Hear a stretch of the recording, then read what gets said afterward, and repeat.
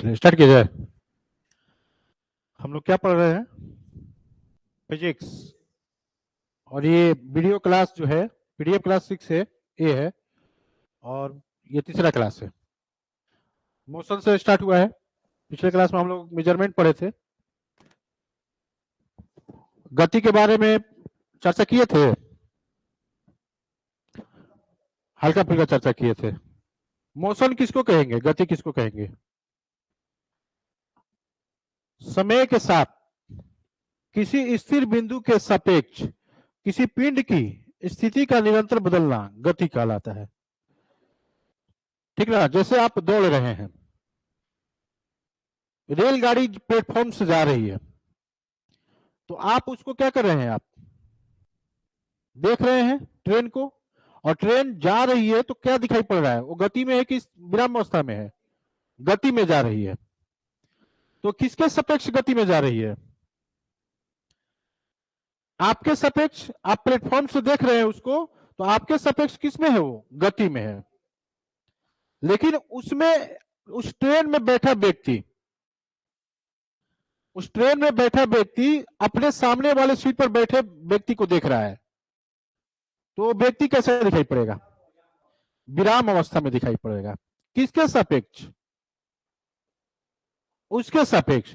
लेकिन एक खंबा के सापेक्ष, खंबा है ना, रेलवे लाइन पर खंबा है, और खंबा के सापेक्ष अंदर बैठे हुए व्यक्ति को देखा जाएगा तो कैसा प्रतीत होगा? गति में प्रतीत होगा वो? नहीं। तो वही कह रहा है, गति किसको कहेंगे? तो समय के साथ किसी स्थिर बिंदु के सापेक्ष किसी पिंड की स्थिति का निरंतर बदलना। नहीं, हम यहां पर हैं, अभी यहां पर आ गए, आप क्या देखे हमको? हम गति में थे। नहीं, तो इस तरह से देखेंगे, बहता हुआ जल, उड़ता हुआ पक्षी, सड़क पर चलती कार, ये सब किसके एग्जाम्पल है? गति के एग्जाम्पल है, मोशन के एग्जाम्पल है। बस समझ में आया? उसी तरह से आप देखेंगे कि पृथ्वी सूर्य के चारों ओर क्या कर रही है? परिक्रमा कर रही है। यह अपने अक्ष पर पश्चिम से पूरब घूम रही है, और हम लोग को क्या दिखाई पड़ रहा है? आप सब कुछ देख रहे हैं, तो विराम अवस्था में सब वस्तुएं की गति अवस्था में, विराम अवस्था में दिखाई पड़ रहा है। टेबल, कुर्सी, जितने भी मकान वगैरह हैं, सब कैसे दिखाई दे रहे हैं? विराम अवस्था में दिखाई दे रहे हैं।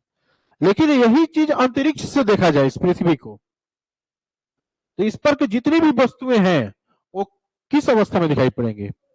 गति अवस्था में दिखाई पड़ेगा कि नहीं? तो गति अवस्था और विराम अवस्था हमेशा क्या होता है? सापेक्ष होता है, निरपेक्ष नहीं। किसी न किसी के सापेक्ष ही क्या होगा? गति होगा या विराम होगा। बस समझ में आ गया? तो इसको क्या बोलते हैं? गति का परिभाषा समझ गए ना? फिर से देख लीजिए, समय के साथ किसी स्थिर बिंदु के सापेक्ष किसी पिंड की स्थिति का निरंतर बदलना गति कहलाता है। एग्जाम्पल, बहता हुआ जल, उड़ता हुआ पक्षी, सड़क पर चलती कार आदि। विराम अवस्था किसको कहेंगे? तो वही विराम अवस्था का भी परिभाषा हो गया। नहीं, किसी स्थिर पिंड के, किसी पिंड की स्थिर बिंदु के सापेक्ष, किसी पिंड की स्थिर बिंदु के सापेक्ष स्थिति का नहीं बदलना क्या कहलाएगा? पिंड की विराम अवस्था कहलाता है। जैसे एग्जाम्पल दीजिए,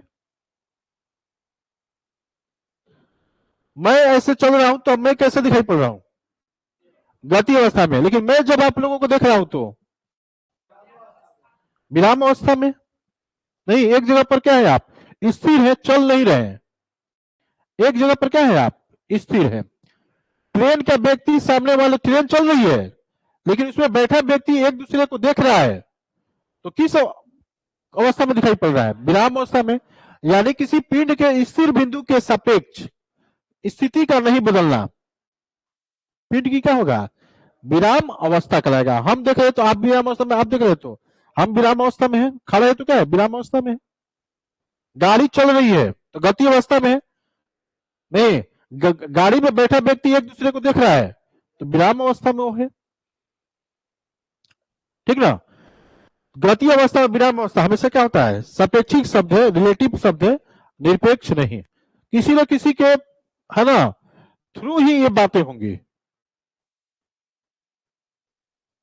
इसका एग्जाम्पल है, रेलगाड़ी में यात्रा करते व्यक्ति डिब्बे में उपस्थित अन्य यात्रियों के सापेक्ष विराम अवस्था में होता है कि नहीं होता? बोलिए, ये तो सिंपल एग्जांपल है कि नहीं?